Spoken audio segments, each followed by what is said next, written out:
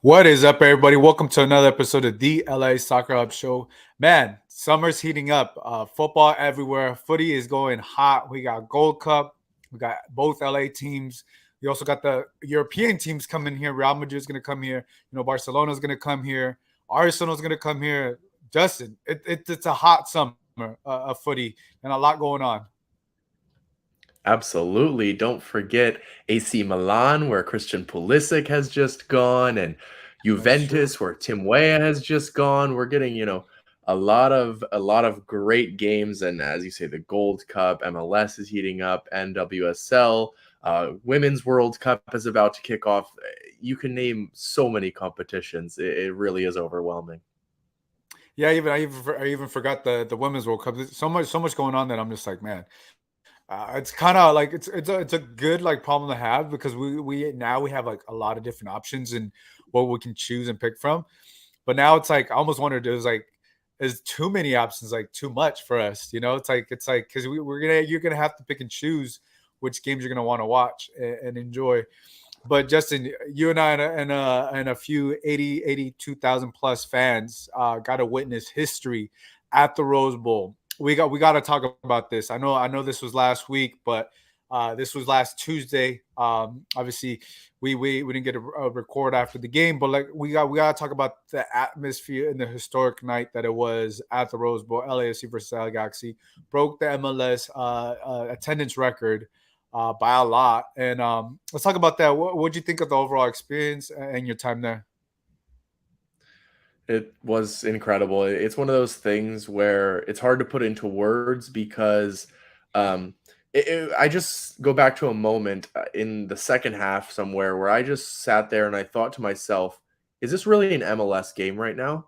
Like there are 80 plus thousand people in the stadium. It was loud from both sets of fan bases. It was just the greatest atmosphere that you could imagine in LA soccer, really. And I've been all over Europe going to games, and it rivals anything I've seen there outside of your, Barcelona's. But it was jumping, it was loud, it was great tailgating. It was from hours and hours before the game until hours after it. It was a huge, incredible event, and I think that it sets the stage going forward because I don't see why this doesn't happen as an annual event on the 4th of July between these two teams. You can move it around to the bigger stadiums in LA. Maybe you go to the Coliseum. Maybe you go to SoFi. But I think that, yeah, it's the spectacle that it was shows what the MLS is building towards and what I think this rivalry can even grow into in the future. Yeah, and look, I completely agree. It was awesome just being there, and just we all knew what we were gonna expect, and just like everything, the pregame festivities, pulling up to the stadium. It was packed. I got there. I want to say like 4ish. I want to say like 4:30. I don't recall exactly. The game started at 7:30, so I know I got there like about 3 hours or so before the game. But just pulling up 3 hours before the game, it was already packed. It reminded me of going to like one of the big games. I think the last game that I was there was the Real Madrid versus Juventus last year. And obviously that's gonna draw crowds no matter what. I think that was 90 something plus thousand people. But yeah, like when I pulled up, it reminded me of like kind of like the Rose Bowl games, NCAA, or like the big games that they had there, or some of the Gold Cup games that like when Mexico and US play. It had the same type of feeling. And you mentioned like, wow, this is actually happening in MLS, and that's the same thought that I had. I was like, wow, like we're now at a point that you're getting 80,000 people. Obviously, it's the biggest rivalry, the biggest matchup. And I think right, moving forward next year, like you're right, it has to either be the Coliseum next year, it has to be either SoFi next year because getting that many fans and be able to experience that. And everybody that went there is not going to forget that day, right? It's not going to forget that day, right? Regardless of what your team won or lost. It was a memorable night just to be a part of that and seeing how far MLS has come, how far this rivalry in what 4 or 5 years has grown into. And it's good. You saw the excitement, everything there. You saw the animosity. You saw fans, bickering and all that. But it was an incredible night, just seeing everything. And obviously, you and I after the game, we gotta go be in the field. got to kick the ball around. Which may I add, you and we had a goal. I had the assist and you had the header. And no one recorded it, but we have witnesses there. I think even it may be even the goal of the night. It might have been the goal of the night, but that's just me being biased. I don't know what you think. I don't know. I've been told by others it was the goal of the night watching from the press box up there and Mr. Andy Diosa. But yeah, it was a perfect peach of a ball in Gio. What a ball. Perfectly placed on my head. I couldn't miss it.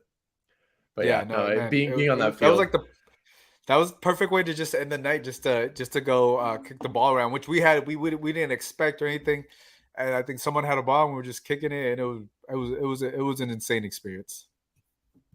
Yeah, no, as a UCLA alumni, being on that field was a cool experience for me. Yeah, all right. So now let's talk about this. Obviously, both clubs are in a plane. LAFC, I believe they're winless in what 3 or 4 games. They 4 got to they now, got to but tie. at least, Four, yeah. Broke yeah, the four. three-game They got losing streak at least. 3 game losing streak, and they tied against San Jose this weekend. We've mentioned this before. I think they're definitely think the fatigue of all these games is definitely catching up with them.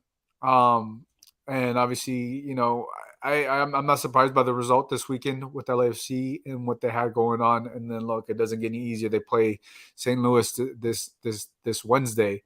Tell me about your thoughts on what you've been seeing in this winless drought for LAFC. Yeah, there's been a lot of problems that you can dissect. Conceding easy goals, being the first to concede. I mean, you're chasing the game constantly. I think that in the past 12 games, I believe LAFC have scored the first goal once. So when you put yourself in that type of hole, you're not going to win a lot of games when you're chasing the game, especially with the way that LAFC play. It doesn't benefit them when a team sits back and defends. And that's why, against San Jose, I think that they were playing the better side in the second half, end of first half, early second half. They kind of took over that game after San Jose were dominating for the first half hour.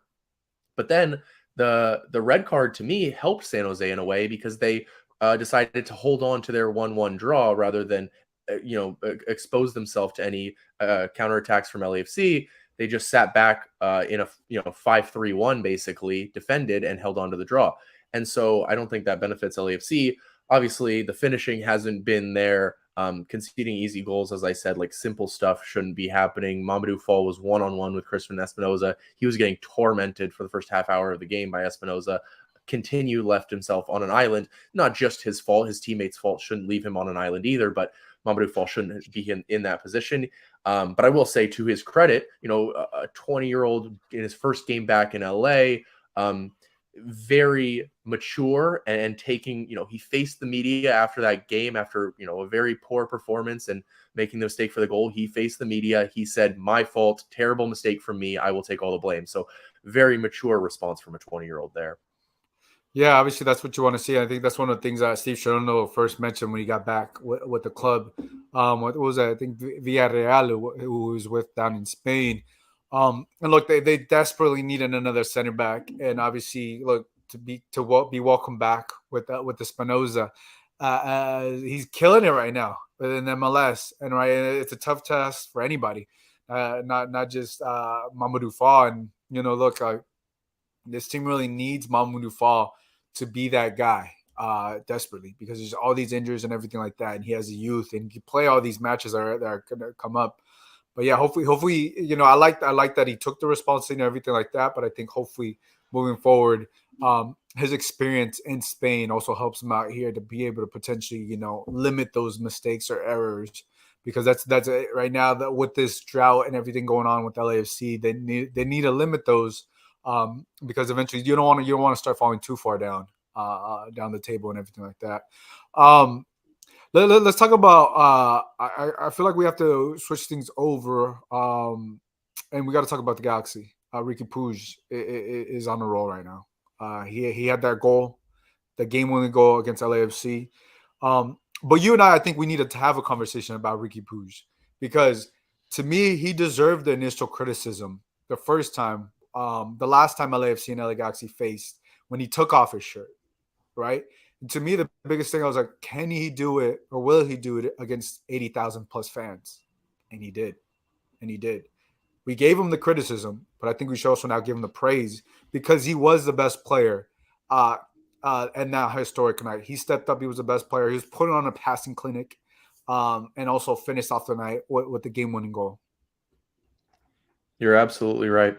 He showed up. He responded to the criticism. He responded to all the talk. He showed up in the big moment, and he scored another big goal for Galaxy to win the game in front of 80,000 people. It's exactly what you would want if you're a Galaxy fan, and he can go from villain to hero in that moment, really, from an MLS wide perspective, because I think that a lot of people agreed that it was, not the best move to take off his shirt in a U.S. Open Cup game against a second team. But if you're able to replicate the same thing against the first team and it wasn't just the goal, right? He ran the show all night. He was the best player on the pitch by a country mile. And so it was the exclamation point on the performance that he put in all night at the Rose Bowl. And, as he said after the game, he would have taken his shirt off had he not been on 4 yellow cards, ready for a suspension, had he taken off that. I heard a good debate on Extra Time about, should that still be a rule? Should we still be giving out yellow cards for players taking off their shirt? No, I don't You want think that so. moment. You want Ricky Puig to take off his shirt in that moment, right? But no, he turned around, showed the back, showed his number, showed his name. Incredible moment for Ricky Puig, and fantastic for him to answer the critics.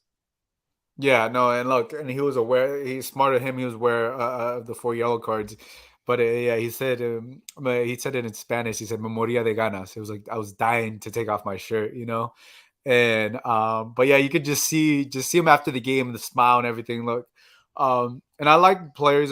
He's been very very vocal and stuff like that. And to me, I don't have any problem when players are vocal, especially when they can back it up. Especially when they can back it up, because that to me is like, okay, you're hearing the criticism, you're bringing it up, and you're stepping up to the plate, and that's what I think that's what we want to see. We need more players like this in this league to be vocal and be willing to do that and step up to the plate, and also step up in the biggest game of MLS, like attendance record, right? Like that was the biggest game that MLS has ever had, in terms of attendance and everything like that. And he showed out, and he was the best player. And obviously, not just that momentum had led him to this week. And he also had a banger. I believe they played against Philadelphia. He had an absolute banger outside the 18. And the Galaxy right now are currently on a roll, back-to-back wins. Amazing performances from Ricky Puig and the rest of the gang. And it's almost kind of weird way, because Chicharito went down, the heart and soul of that team. But even with Chicharito, you're seeing Douglas Costa have a good starting to come up. You're seeing them win. You're seeing a different Galaxy that we haven't seen this season. I'm glad you brought this up, because this is what I wanted to talk about on this podcast today about Galaxy. Because I have always been one to say Chicharito is a fantastic captain. He's a great leader. He's always vocal. He's always, the captain that you would want, whether he's performing on the pitch or not. His off the field leadership has always been fantastic to me. But since he has gone down and been placed on season-ending IR, Galaxy have completely turned things around. It's allowed players like Costa and Boyd to flourish and shine. It has allowed Ricky Puig to get back into form. Like, everything seems to be going right for Galaxy since Chicharito has gone down. And, as somebody who has always said he's a great leader, it confuses me, but is it fair to say that is the reason why? I think that is something that needs to be asked of these players, and it's an interesting. I think it is. I think it is a very very valid point. I also recall Chicharito was also injured at the start of the season, the start of the year, and they weren't performing without him.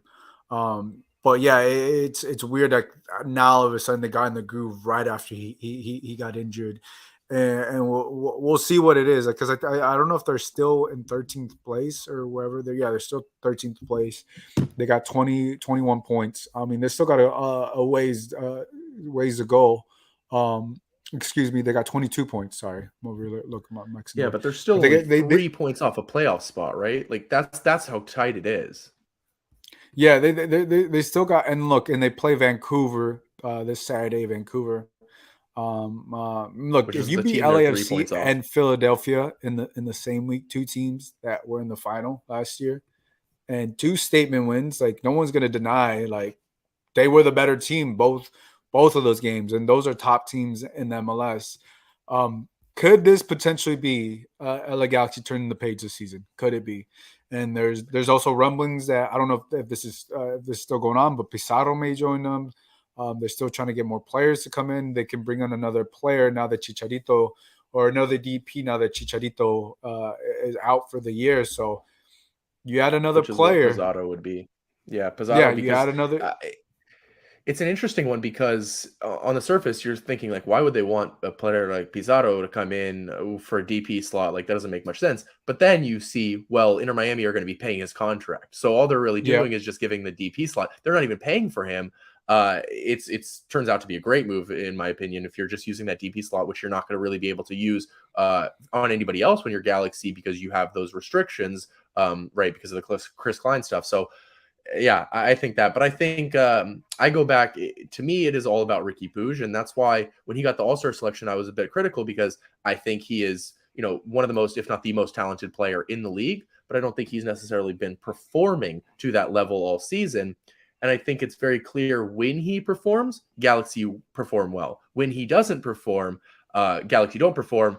And the stats back that up as well. He's played 20 matches this season. Let me get the stat right. In the 6 games that he's had a goal contribution, 4 wins, 2 draws.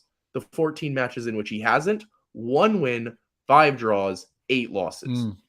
mm, When Ricky Puig gets a goal contribution, LA Galaxy don't lose.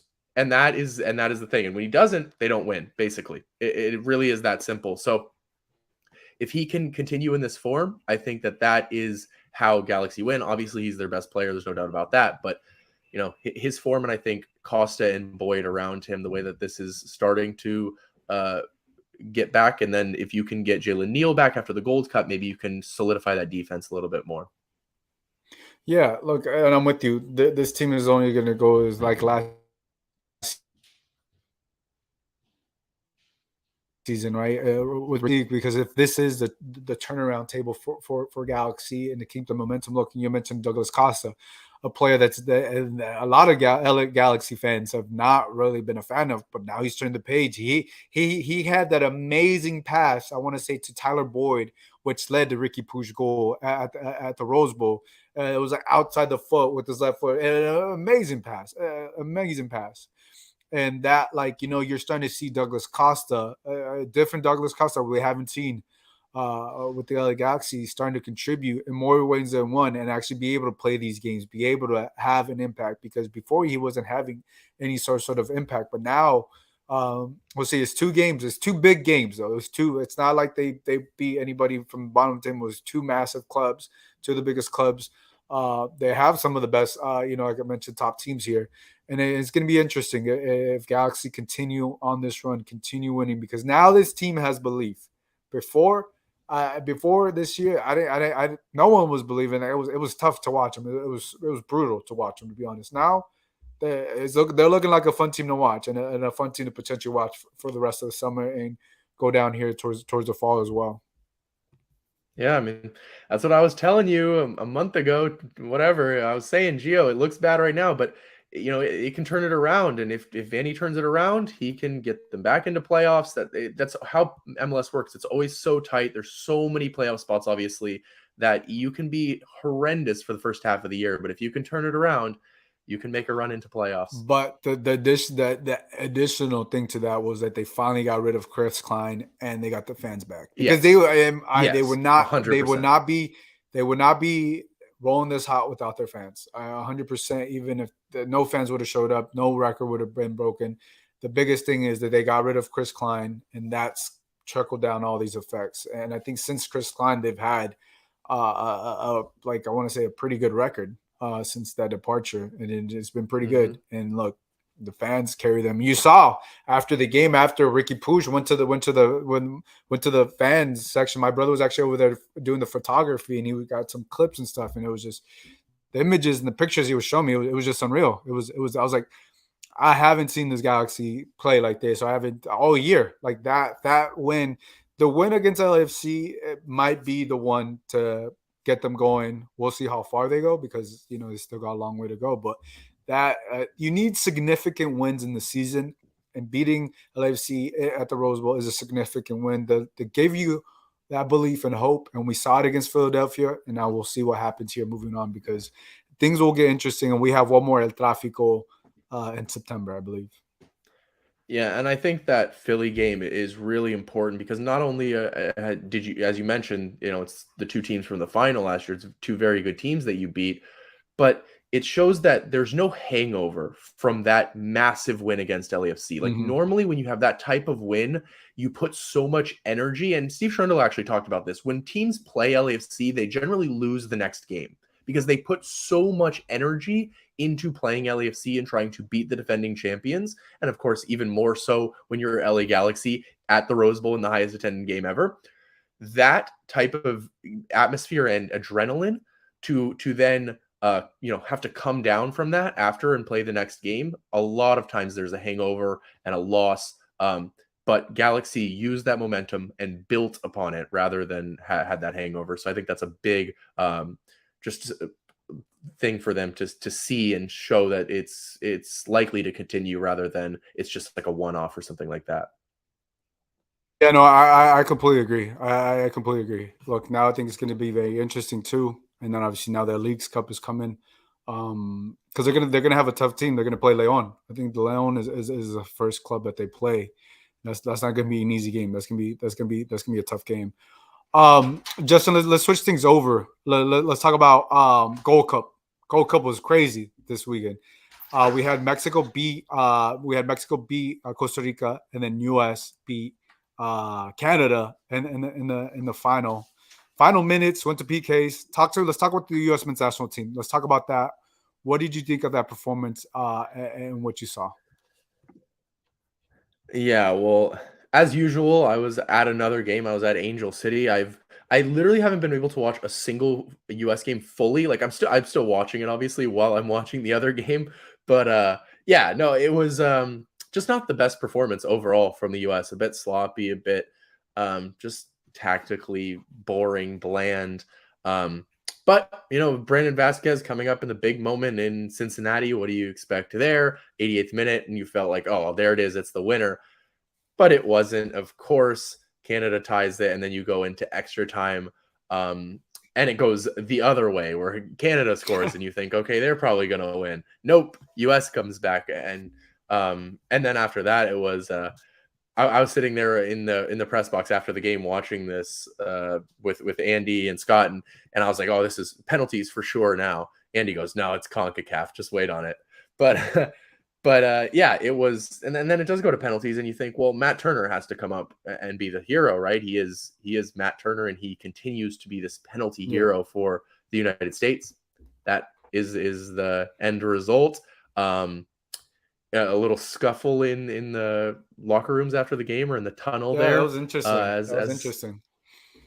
Yeah, it looked like Richie Larea was a little bit upset there after the game. But, that emotion is what you like to see. Maybe not the tempers flaring, but yeah, a big win for the U.S. to move on. It would have been a bad look to lose in the quarterfinals. But, that was obviously a possibility. And I think the same thing can be said for Mexico. Both avoided that moving into the semifinals.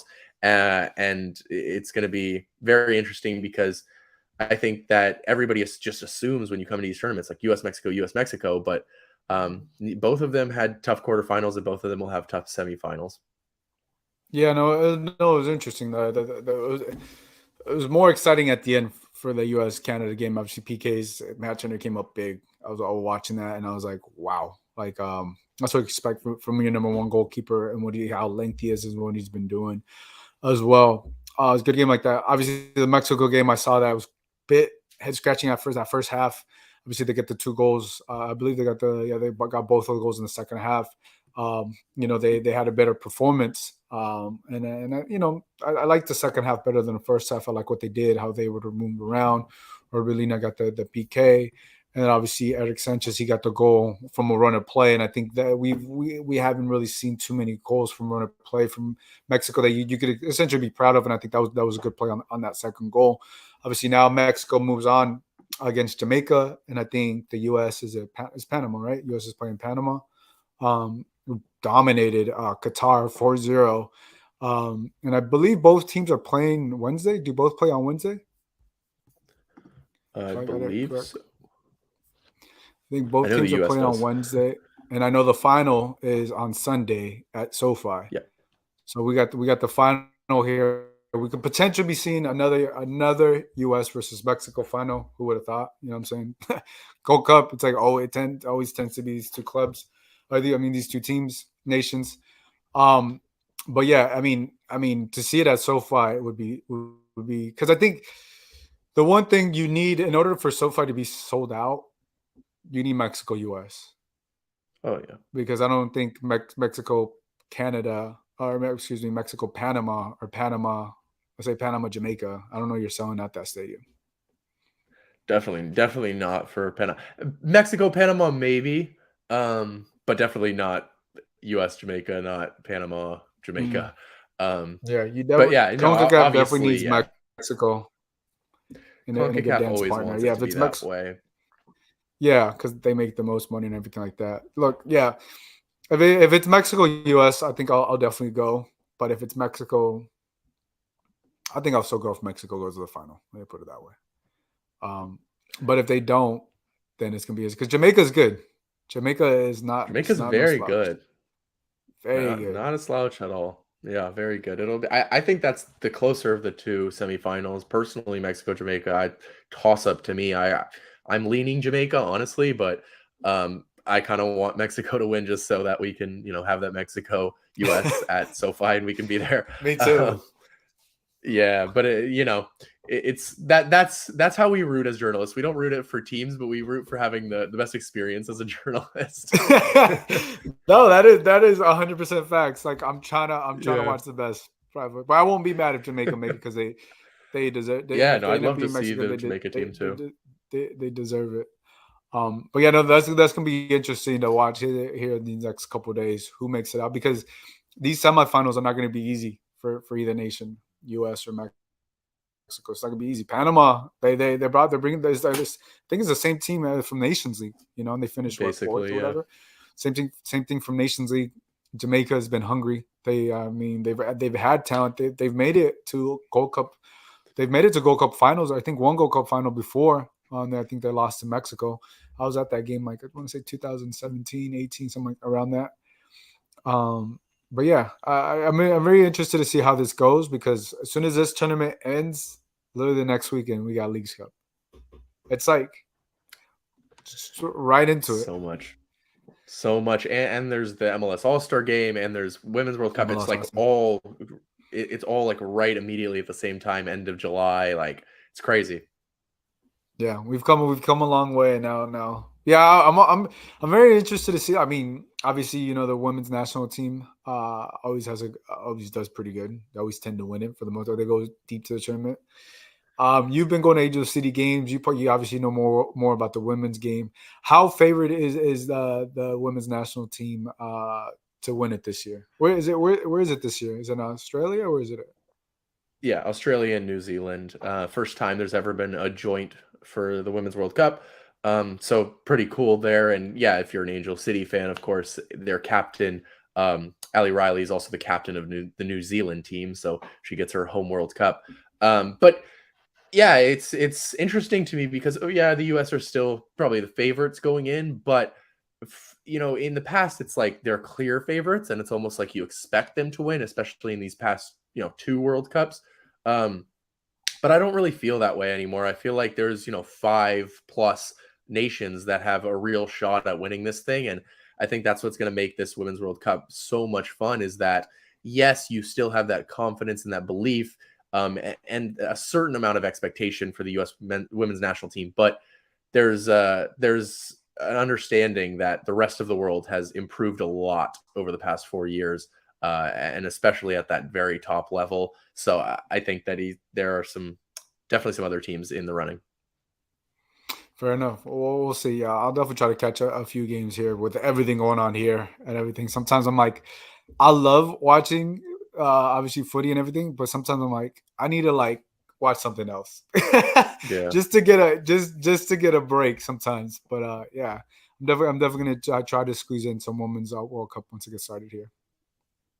Yeah, I mean, it's the one time that everybody in the country is paying attention to women's football, I think. So, Yeah. it's a good time, and yeah, I think it'll be really, really fun. The one thing I obviously hate is that the NWSL decides to play through the World Cup. It's the only league in the world that decides to play through a major tournament like that. It's illogical, but they'll do it anyway, and they'll miss all these World Cup players away. But yeah, if you're an Angel City fan, check out Alyssa Thompson, check out Julie Ertz in those games. But just because they played against Wales and San Jose, Trinity Rodman 2 goals, I just have to say she needs to be starting in the World Cup. If she's not starting, Vlatko's making a weird decision, but she needs to be starting. Well, look, well, there you have it, guys. We've covered a lot today. Everything going on. Like I said, the summer's heating up. We got so much more coming here this next couple of weeks with everything going on. So for Justin, this is Gio. We'll catch you guys next time.